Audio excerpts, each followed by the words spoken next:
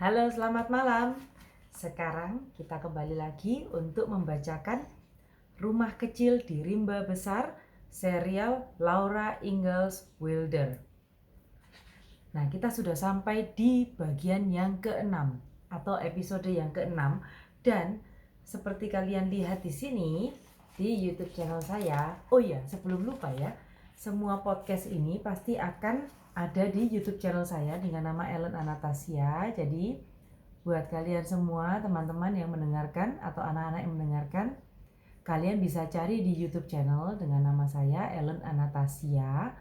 Kemudian jangan lupa subscribe, pencet tombol lonceng supaya kalian bisa dapat update-update video yang terbaru dari saya. Dan jangan lupa like, share, dan komen, karena berbagi itu menyenangkan dan juga memberi saya semangat untuk terus menciptakan video-video baru.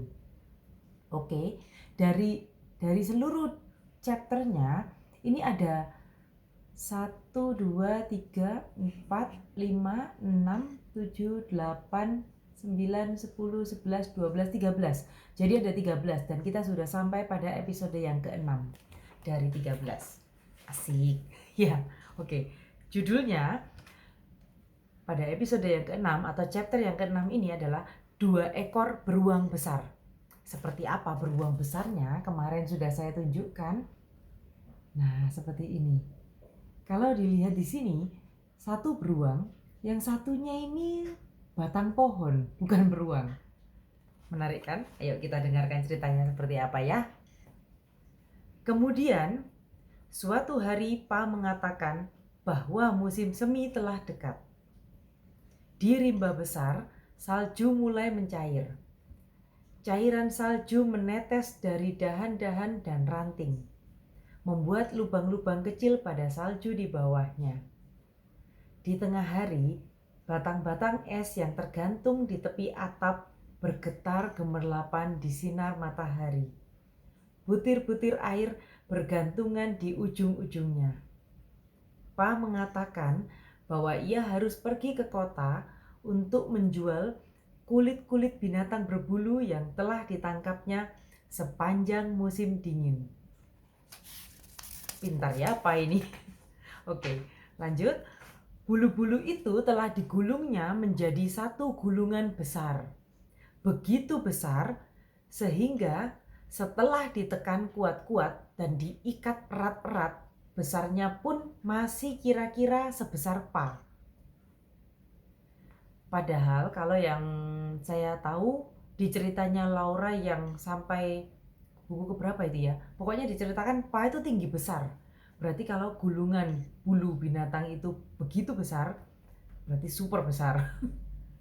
Suatu pagi sekali, Pa memanggul gulungan kulit berbulu tadi dan berangkat ke kota. Begitu banyak kulit yang dibawa sehingga ia tidak dapat membawa senapannya.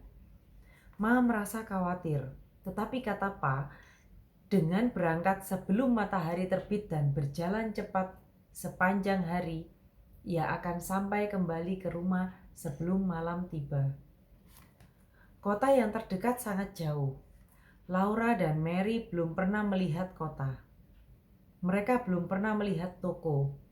Mereka belum pernah melihat 2 buah rumah berdiri berdampingan. Namun, mereka tahu di kota banyak sekali rumah dan ada toko yang penuh dengan kembang gula, kain belacu, kembang, serta barang-barang lain yang menyenangkan. Mesiu, peluru, garam, dan gula toko. Mereka tahu Pa akan menukarkan kulit-kulit berbulunya dengan barang-barang yang ada di toko itu.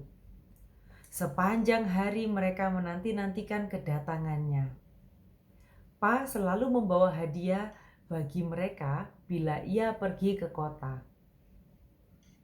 Ketika matahari telah condong ke barat dan hilang dari puncak-puncak pohon, ketika air tidak menetes lagi dari batang-batang es di tepi atap, mereka mulai menunggu dengan penuh harap. Matahari terbenam, hutan mulai gelap. Pa belum juga terlihat. Ma memasak dan menyiapkan meja untuk makan malam. Pa belum juga tiba. Tiba saatnya untuk mengerjakan tugas sehari-hari dan ia belum muncul juga. Ma berkata, Laura boleh ikut dengannya memerah susu sapi. Laura dapat memegangkan lentera. Laura memakai mantelnya, Ma yang mengancingkan.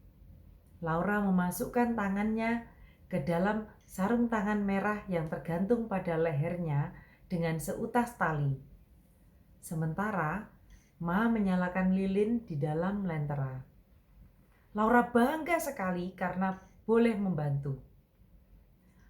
Ma memerah susu dan ia membawa lentera dengan hati-hati sekali. Lentera itu terbuat dari seng. Sisi-sisinya berlubang agar cahaya lilin di dalamnya dapat keluar. Laura berjalan dengan Ma menuju kandang. Cahaya api lilin seakan-akan berloncatan pada salju di sekelilingnya. Malam belum begitu gelap. Hutan telah menghitam. Tetapi jalan setapak yang menuju ke kandang itu masih terlihat, dan di langit mulai muncul beberapa bintang kecil. Bintang-bintang itu tidak seterang dan sehangat lentera yang dibawanya.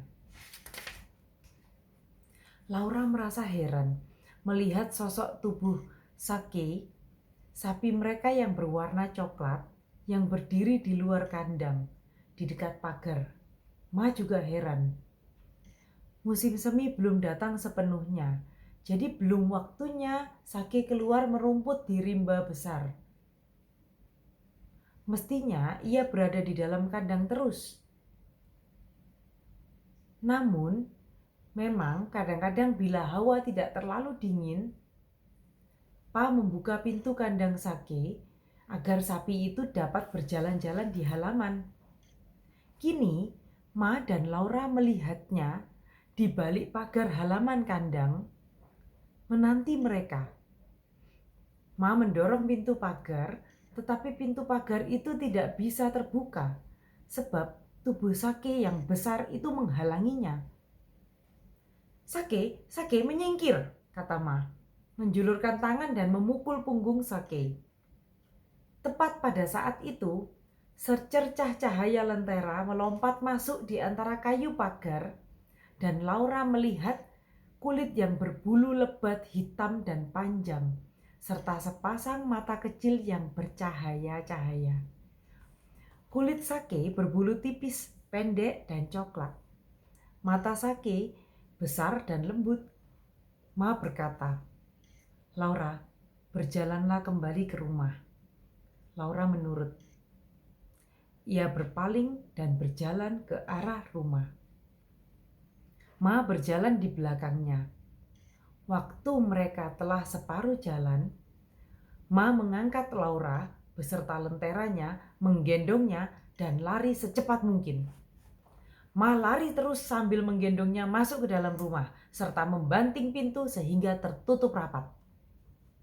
Baru Laura bertanya, Ma, itu tadi beruang bukan? Ya Laura, jawab Ma, itu tadi beruang. Laura menangis, memeluk Ma dan bertanya, oh, ia akan makan Sake? Tidak, saut Ma memeluk Laura. Sake aman di dalam kandang. Kandang itu tertutup. Ingat Laura, betapa tebalnya dinding kandang. Pintunya berat lagi kokoh. Tidak mungkin dapat dimasuki beruang. Tidak, beruang itu tidak akan dapat masuk ke dalam kandang dan memakan Sake. Ini gambarnya ya, saya tunjukkan.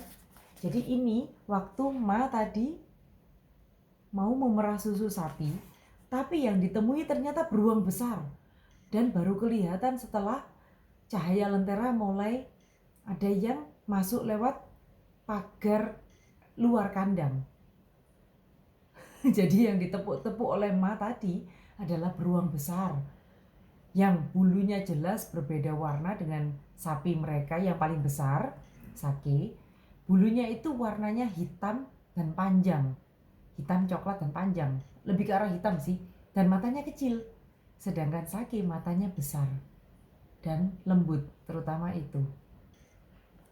Mengerikan juga ya kalau pegang-pegang ternyata itu badannya beruang yang super besar di tengah hutan rimba. Oke, ayo kita lanjutkan ceritanya ya. Seru ini. Kita mulai lagi. Laura merasa sedikit senang. Namun ia dapat melukai kita, bukan? Tanya Laura. Ia tidak melukai kita, kata Ma. Kau anak yang baik, Laura. Patuh pada perintah. Melakukannya dengan cepat tanpa bertanya-tanya lagi. Ma gemetar. Namun kemudian tertawa sedikit. Bayangkan, katanya, aku telah memukul seekor beruang. Kemudian Ma menyiapkan makan malam untuk Laura dan Mary. Pa belum juga datang. Agaknya ia tidak akan datang malam itu. Selesai makan, Mary dan Laura berganti pakaian, mengucapkan doa dan meringkuk di tempat tidur mereka. Ma duduk dekat lampu, menambal salah satu kemeja Pa. Rumah terasa dingin, sepi, dan asing tanpa Pa. Laura mendengarkan suara angin di rimba besar. Angin itu berputar-putar mengelilingi rumah, seolah-olah menangis karena tersesat di malam yang gelap dan dingin. Angin itu kedengarannya ketakutan. Ma telah selesai menjahit. Laura melihatnya melipat kemeja itu perlahan-lahan, membelainya sebentar dengan tangannya. Kemudian ia melakukan sesuatu yang tidak pernah dilakukan sebelumnya. Ia pergi ke pintu dan menarik tali kancing pintu yang terbuat dari kulit ke dalam. Kini tidak ada orang yang dapat membuka pintu dari luar. Kemudian Ma mengambil Carrie, sang bayi, yang sudah tidur nyenyak dari tempat tidur besar. Ma melihat bahwa Laura dan Mary belum tidur dan Ma berkata, "Tidurlah anak-anak, semua beres. Pa akan tiba besok pagi." Ma duduk di kursi goyang menggendong si bayi Carrie dan bergoyang-goyang. Agaknya ia akan duduk terus di sana menunggu Pa. Laura dan Mary bermaksud menunggu juga, tapi akhirnya mereka tertidur. Pagi harinya, Pa telah berada di antara mereka lagi. Ia membawa kembang gula untuk Mary dan Laura, serta 2 potong bahan belacu kembang-kembang cukup untuk membuat gaun mereka. Untuk Mary berwarna putih dengan kembang-kembang biru. Sedangkan untuk Laura berwarna merah tua dengan titik-titik kuning dan coklat. Ma juga memperoleh sepotong kain untuk gaun. Warnanya coklat dengan hiasan putih, besar-besar. Mereka semua senang. Pa memperoleh harga yang cocok atas semua kulit yang dibawanya, sehingga dapat membelikan hadiah yang indah untuk mereka. Terlihat jejak-jejak beruang mengelilingi kandang. Terlihat pula bekas kuku beruang di dinding. Namun, Sake dan kuda-kuda yang ada di dalam kandang selamat.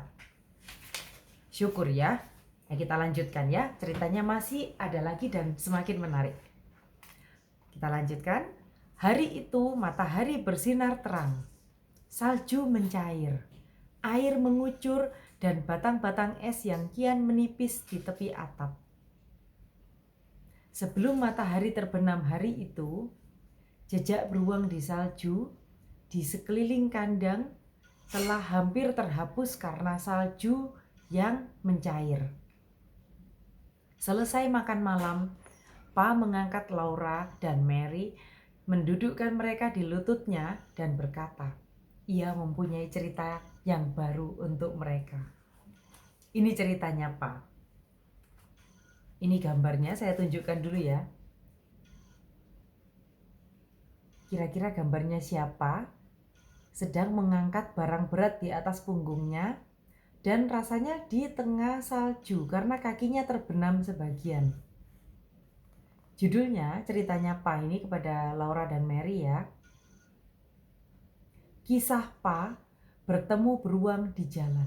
Wah, menarik ini. Ada hubungannya dengan beruang lagi sesuai judulnya.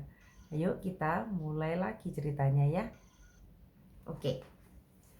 Waktu aku berangkat ke kota kemarin, ternyata aku sangat sulit berjalan di salju yang lembek.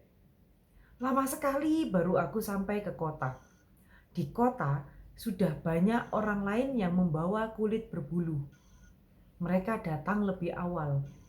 Pemilik toko sangat sibuk melayani mereka, sehingga terpaksa aku menunggu. Kemudian, setelah tiba giliranku, kami tawar-menawar. Tawar-menawar harga setiap potong kulit yang kubawa. Setelah beres, aku harus memilih barang-barang apa yang dapat ditukarkan dengan harga kulitku. Karena itu, baru menjelang sore aku dapat pulang. Begitu cerita Pa. Kemudian Pa melanjutkan, aku mencoba berjalan cepat, tetapi sulit dan lagi aku sudah sangat lelah. Karena itu, belum jauh aku berjalan, malam keburu tiba. Aku harus berjalan sendirian di dalam rimba besar tanpa membawa senapan. Masih 10 km jarak yang harus kutempuh. Aku berjalan secepat mungkin. Malam makin lama makin gelap, dan aku mulai menyesal tidak membawa senapan. Aku tahu ada beberapa ekor beruang yang telah bangun dari tidur mereka selama musim dingin dan keluar dari gua-gua mereka. Aku telah melihat jejak beruang dalam perjalananku ke kota. Di saat-saat seperti ini, beruang merasa lapar dan mudah marah. Mereka telah tidur sepanjang musim dingin tanpa makan sedikit pun. Karena itu, mereka kurus dan pemarah. Aku tidak ingin berjumpa dengan mereka. Ingat yang saya ceritakan di episode yang keberapa ya? Yang pertama atau yang kedua? Beruang itu kalau musim dingin mereka tidur panjang kan? Jadi itu disebut dengan hibernate. Mereka tidur panjang setelah sebelumnya mereka makan banyak. Jadi mereka tidak makan lagi selama mereka tidur. Begitu. Dan persis seperti ceritanya Pak ini, setelah musim dingin berlalu, mulai menjelang ke musim apa tadi yang diceritakan di awal, musim semi. Musim semi mulai dekat. Itu setelah musim dingin. Nah, pada saat itu beruang merasa lapar dan mudah marah. Karena mereka telah tidur sepanjang musim dingin tanpa makan sedikit pun. Karena itu mereka kurus dan pemarah. Dan Pa tidak ingin berjumpa dengan mereka saat seperti itu. Nah, Pa melanjutkan ceritanya. Aku jalan tergesa-gesa dalam kegelapan. Bintang-bintang mulai muncul, sehingga kegelapan sedikit berkurang. Di tempat-tempat tanaman tumbuh dengan rapat. Keadaan gelap gulita. Namun, di tempat-tempat terbuka aku masih dapat melihat, walaupun remang-remang. Aku dapat melihat jalan bersalju sedikit di depanku dan aku dapat melihat pepohonan yang ada di sekelilingku. Aku sangat gembira bila tiba di tempat terbuka, sebab cahaya bintang sedikit membantuku. Oh ya, perlu kalian tahu semuanya bahwa di tempat yang seperti hutan rimba yang ditinggali oleh keluarganya Laura itu, apalagi pada tahun 1870, sangat berbeda dengan saat sekarang. Saat sekarang saja kalau kita pergi ke tempat yang banyak tanaman besar-besar, tinggi besar pohonnya, itu langit malam akan terlihat lebih banyak bintang. Jadi maksud saya daerah yang lebih sedikit polusinya, lebih jauh dari kota, itu biasanya bintangnya akan banyak. Apalagi di tahun 1870-an, di mana belum ada kendaraan asap pabrik, itu pasti langitnya masih sangat jernih dan cantik. Jadi kalian bayangkan ya, Pa berjalan di rimba besar, itu bintang-bintangnya betul-betul banyak dan sangat membantu. Nah, kita lanjutkan lagi ya. Kebayang ya kira-kira? Saya suka sekali membayangkan ini. Aku sangat gembira, katanya Pa, bila tiba di tempat terbuka, sebab cahaya bintang sedikit membantuku. Sambil berjalan, aku berjaga-jaga kalau-kalau ada beruang yang muncul. Aku memasang telinga. Biasanya beruang berjalan sembarangan saja menembus semak-semak. Kemudian, aku sampai di sebuah tempat terbuka. Kulihat tepat di tengah jalan, seekor beruang besar dan hitam berdiri menghadang. Ia berdiri di kaki belakangnya, seraya melihat kepadaku. Bisa kulihat matanya bersinar. Bisa kulihat hidungnya bagai hidung babi. Bahkan aku dapat melihat salah satu cakarnya di cahaya bintang. Bulu kudukku berdiri. Aku berhenti, terpaku. Beruang itu pun tidak bergerak, terus memandang kepadaku. Tidak ada gunanya mencoba berjalan mengitarinya. Dengan mudah ia dapat mengikutiku. Di tempat gelap, ia bisa melihat lebih dengan jelas. Tidak mungkin bagiku mengalahkan seekor beruang yang kelaparan di tempat gelap. Oh, kalau saja aku membawa senapan. Aku harus melewati beruang itu untuk pulang. Aku pikir mungkin aku dapat menakut-nakutinya. Mungkin ia dapat kuusir dari tengah jalan sehingga aku dapat lewat. Demikian pikir Pa. Karena itu, ku tarik napas dalam-dalam dan tiba-tipa aku berteriak sekeras-kerasnya dan berlari mendekatinya dengan tangan melambai-lambai. Namun ia diam saja. Aku tidak berlari terlalu lama. Segera aku berhenti dan memperhatikannya. Masih saja ia berdiri tegak memandangku. Aku berteriak lagi. Ia tidak bergerak. Aku berteriak-teriak terus sambil melambai-lambaikan tangan. Namun hasilnya tidak ada juga. Ya, kupikir tidak ada gunanya aku melarikan diri dari beruang ini. Masih banyak beruang lain. Lolos dari beruang ini, aku akan bertemu dengan yang lain. Karena itu, lebih baik ku lawan saja. Toh, aku sedang pulang untuk menemui Ma dan kalian. Kalau sedikit saja ada apa-apa, aku takut dan menghindar. Kapan lagi aku akan sampai di rumah? Pikiranku sudah tetap. Aku melihat berkeliling. Ku ambil sepotong kayu besar, kuat dan berat. Mungkin kayu itu patah oleh beratnya salju. Namun, kayu itu cukup kuat untuk dijadikan penggada. Ku ambil kayu itu dan aku berlari langsung ke arah si beruang. Ku angkat penggadaku, ku ayunkan sekuat-kuatnya ke atas kepalanya. Terdengar suara berderak keras. Beruang itu tidak bergerak. Setelah kulihat cermat, ternyata ia hanyalah sebuah tunggul kayu yang besar, bekas pohon terbakar. Ternyata paginya, aku telah melewatinya dalam perjalananku ke kota. Jadi bukan beruang. Sekilas memang mirip beruang. Dan karena aku sedang memikirkan beruang dan takut kalau bertemu beruang, maka kukira tunggul kayu itu beruang. Ini ya, ini gambarnya, bukan fotonya. Gambarnya Pa yang tinggi besar dan berlari membawa kayu yang besar juga untuk diangkat tinggi-tinggi, dipukulkan ke yang dia kira itu adalah kepala beruang. Lihat, ini tunggul kayunya mirip moncongnya beruang.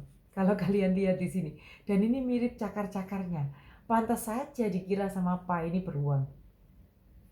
Jadi ini tunggul kayu sisa yang mungkin kena sambar petir dan dia patah dan bentuknya persis seperti beruang dengan tangannya yang begini. Gini. Lucu sekali di ceritanya. Oke, kita lanjutkan ya. Jadi Mary bertanya, jadi bukan beruang? Tanya Mary. Bukan Mary, bukan beruang. Jadi aku berteriak-teriak dan menari-nari serta melambai-lambaikan tangan di tengah hutan itu hanyalah untuk menakut-nakuti sebuah tunggul. Demikian kata Pa. Yang kami temui di halaman kandang adalah benar-benar beruang, kata Laura. Tetapi kami tidak takut sebab kami kira ia adalah Sake. Pa tidak berkata apa-apa. Ia hanya memeluk Laura lebih rapat. Oh, beruang itu bisa memakan Ma dan aku sampai habis, kata Laura lebih erat mendekap Pa.